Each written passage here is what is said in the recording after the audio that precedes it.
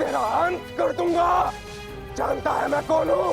मैं हूं इस द्वारिका का भविष्य, सांब।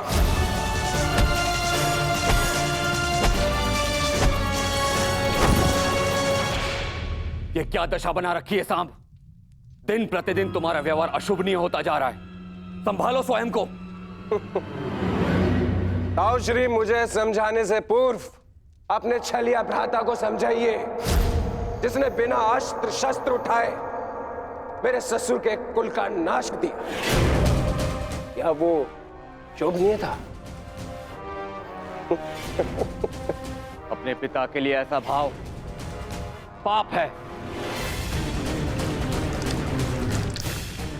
पाप तो आपके भ्राता ने किया है, मैं तो केवल मदिरा पान कर रहा हूं। संभालो अपने आप को। एक योद्धा को यह सब शोभा नहीं देता। कैसा योद्धा ताजश्री, जिसके हाथ से तलवार छीन ली गई हो, जो अपने मित्र विश्वसेन की सहायता करने का वचन पूरा ना कर सका हो, उस मनुष्य को आप योद्धा कहते हैं? जब युद्ध करने का समय था तो युद्ध नहीं करने दिया। अब इस अपमान को गले से निकलने के लिए इस मदिरा के अतिरिक्त मेरे पास और कोई सहारा नहीं है। मुझे विश्वास नहीं होता कि तुम कृष्ण पुत्र हो।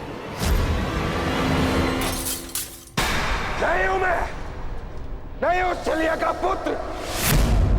वो केवल मेरे लिए एक छलिया है, केवल एक छलिया। सांब!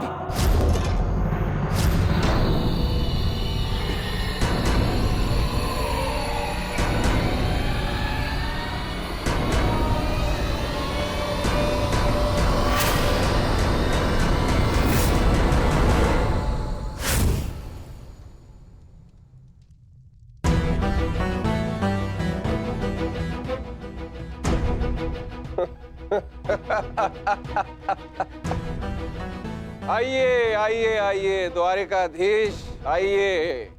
स्वागत है आपका, स्वागत है। लौट आए आप। करा इस आर्यव्रत के सभी महारथियों का अंत।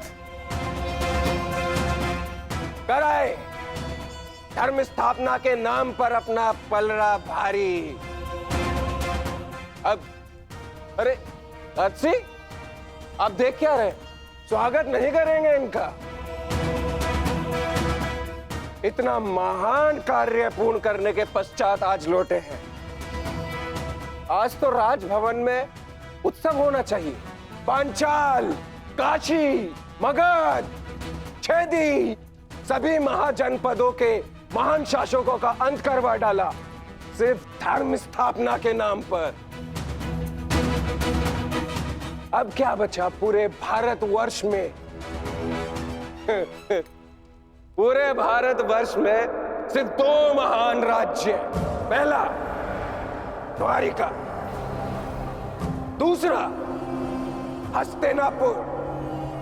और हस्तिनापुर का महान शासक धर्मराज युधिष्ठिर पहले से ही अपने चारों भाइयों के साथ इनके तलवे चाटता है।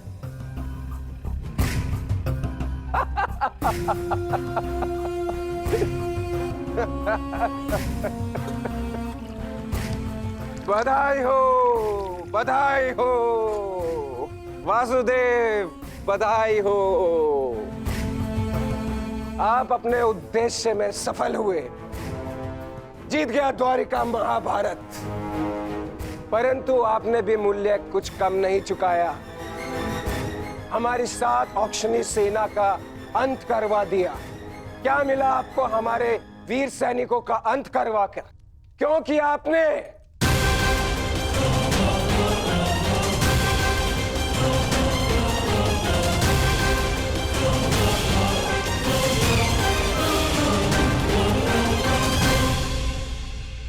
उन सैनिकों ने केवल अपने कर्तव्य का पालन किया था सांब। युद्ध लड़ा, अनेकों को मारा और स्वयं वीर गति को प्राप्त हो गए। उन्होंने तो स्वर्ग की सीढ़ियां पा ली सांब। परंतु तुमने अपने साथ क्या किया है पुत्र? तुमने तो स्वयं के जीवन को ही नर्क बना डाला है। तुमने वचन दिया था ना दुर्योधन और लक्ष्मणा को कि महाभारत के युद्ध में तुम नारायणी सेना का नेतृत्व करोगे, तो क्यों नहीं बचाया अपनी सेना को?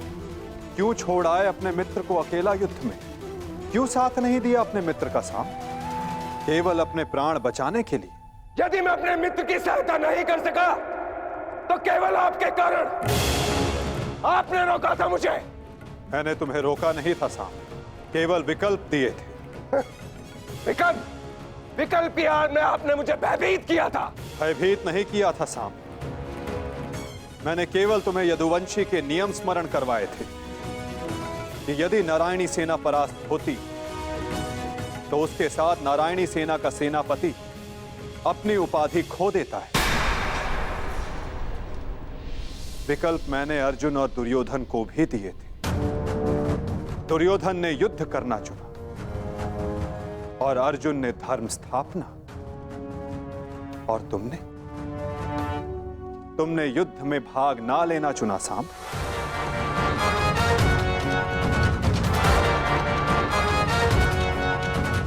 कदाचित यदि तुमने अपने मित्र वीर वृषसेन को उस युद्ध में प्रदर्शन करते देखा होता, तब तुम्हें ज्ञात होता कि वीरता की वास्तविक परिभाषा क्या होती है साहब। यदि तुमने अपने प्राण उस युद्ध में गवा दिए होते तो आज मेरा सर गर्व से ऊंचा होता, किंतु नहीं। तुम तो मदिरा के मद में स्वयं के जीवन को धीरे धीरे करके मार रहे हो। लज्जा आती है तुम पर साहब, लज्जा आती है।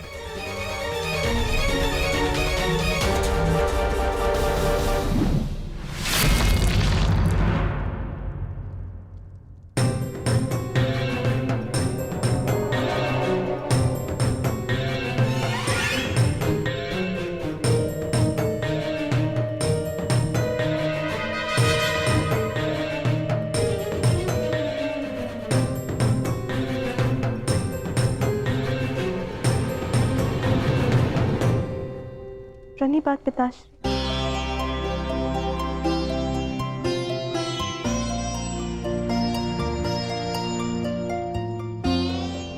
पिताश्री मैं क्षमा। लक्ष्मणा, इतनी लंबी यात्रा से आया हूं पुत्री, भोजन नहीं कराओगी? जी पिताश्री।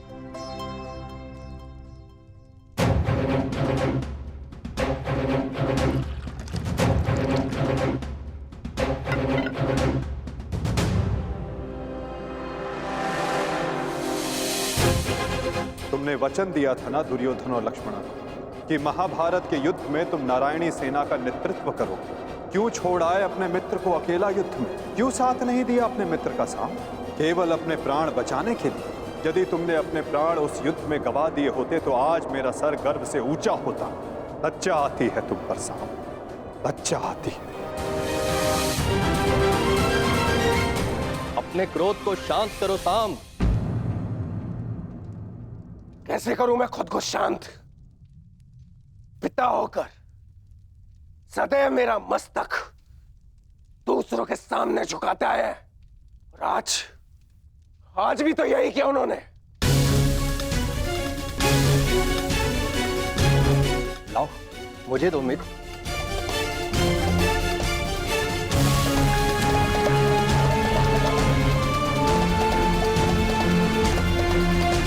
लो पियो।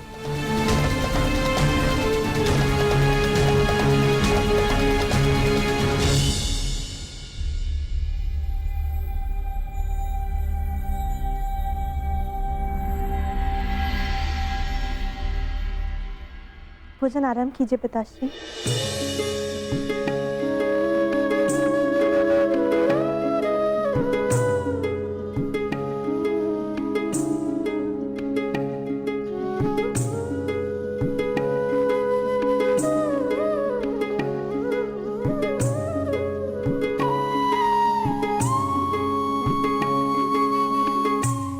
पिताश्री, क्या आप मुझे मेरे पिता के विषय में कुछ बता सकते हैं? युद्ध में क्या हुआ था?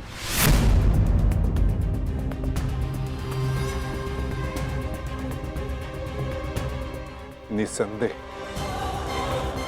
तुम्हारे पिता एक वीर और कुशल योद्धा थे पुत्री, और उन्होंने युद्ध में अलौकिक साहस दिखाया।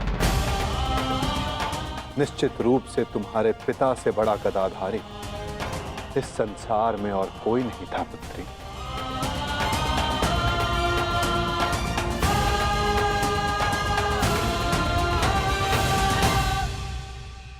यदि ये सत्य है तो उन्हें ये संसार छोड़ के क्यों जाना पड़ा पिताश्री? हमारे कर्म और हमारे चयन हमारी नियति निर्धारित करते हैं। कुछ भावों में और कुछ वस्तुओं में अधर्म का वास होता है।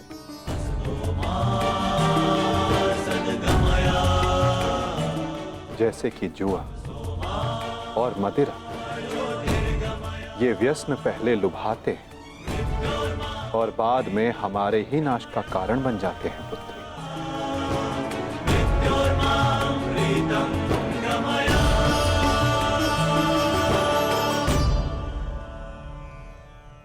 लो मित्र, पियो।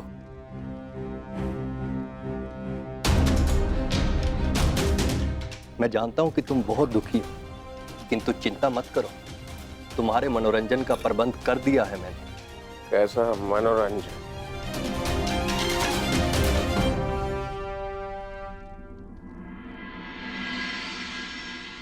लक्ष्मणा, सदैव स्मरण रखना पुत्री, जब जब मनुष्य पर मद और जुए का प्रभाव बढ़ेगा,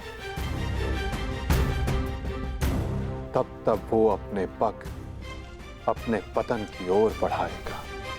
संभल कर मित्र, आज का विनोद तुम्हारे मन की सारी कड़वाहट बाहर कर ले जाएगा। एक मद्दांध व्यक्ति सबसे पहले अपने बड़ों का आदर करना भूलता है, उनका अपमान करता है, उनका उपहास बनाता है, और उसके पश्चात वहीं से उसका अंत प्रारंभ हो जाता है।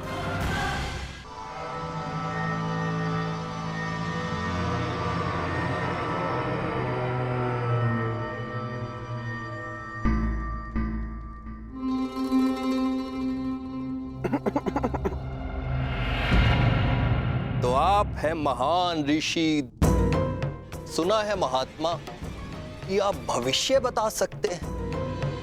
बड़ी प्रशंसा सुनी है आपकी। क्या जानना चाहते हो? यदि ये सत्य है तो बताइए कि इस रमणी को आगे चलकर क्या होगा, पुत्र या पुत्री?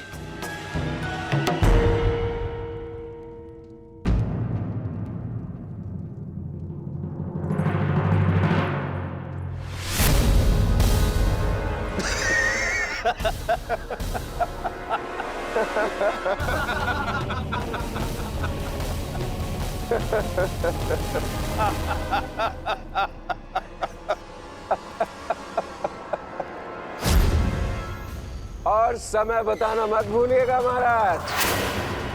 यदि आपकी भविष्यवाणी सत्य नहीं हुई तो आप अपनी बाकी की तपस्या हमारी बंदी गृह में पूर्ण करेंगे।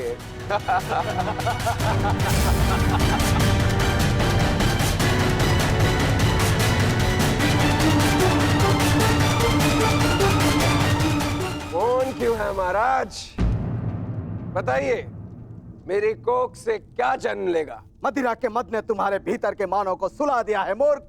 अब तुम केवल उस मूसल की भांति हो जिसमें कोई भावना नहीं होती। वो किसी भी वस्तु पर पड़ता है तो उसे कुचल देता है। ये लीजिए पिताश्री, ये हलवा मैंने विशेष रूप से आपके लिए बनाया है।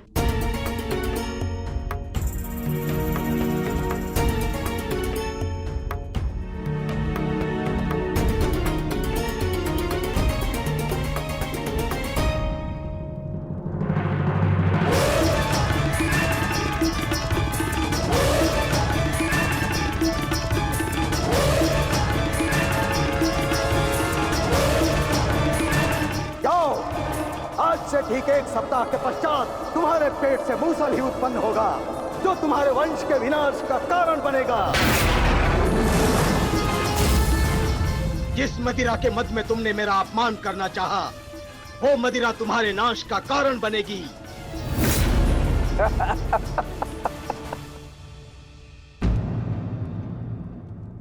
क्या हुआ पिताश्री? आप रुक क्यों गए? क्योंकि जिसे रुकना चाहिए था वो नहीं रुका। लगता है तुम्हें हमारे बंदी गृह के दर्शन करने की उत्सुकता कुछ अधिक है, इसलिए तुमने हमारा अपमान करने का दुस्साहस किया। पहले वासुदेव और अभी तुम। मैं तुम्हें जीवित नहीं छोड़ूंगा।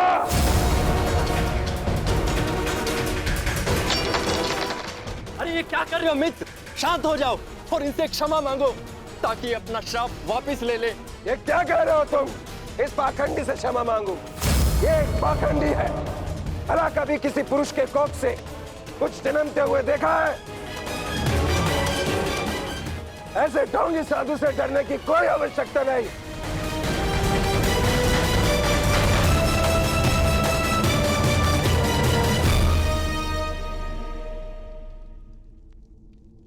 जो अब तक नहीं हुआ साम, वो अब होगा। साधुओं का श्राप व्यर्थ नहीं जाता।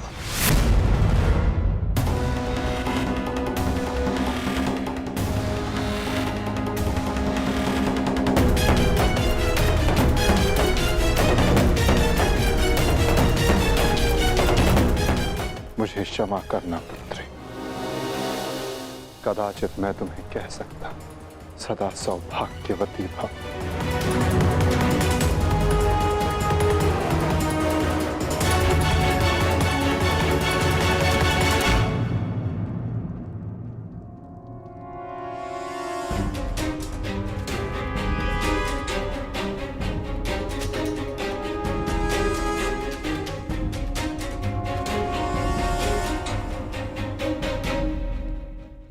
एक साधु का उपहास उड़ाना और उन पर प्रहार करने का प्रयास करना क्षमा के योग्य नहीं है सांब।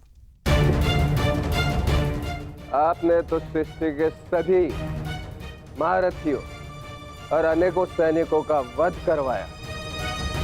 क्या वो क्षमा के योग्य है?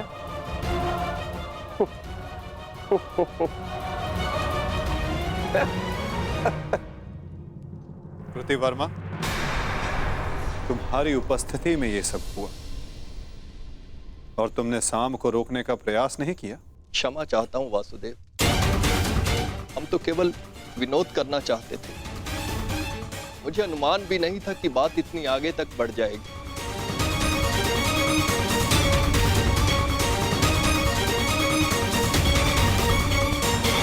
कितना समय?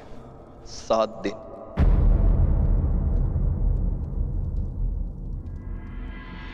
सात दिन बाद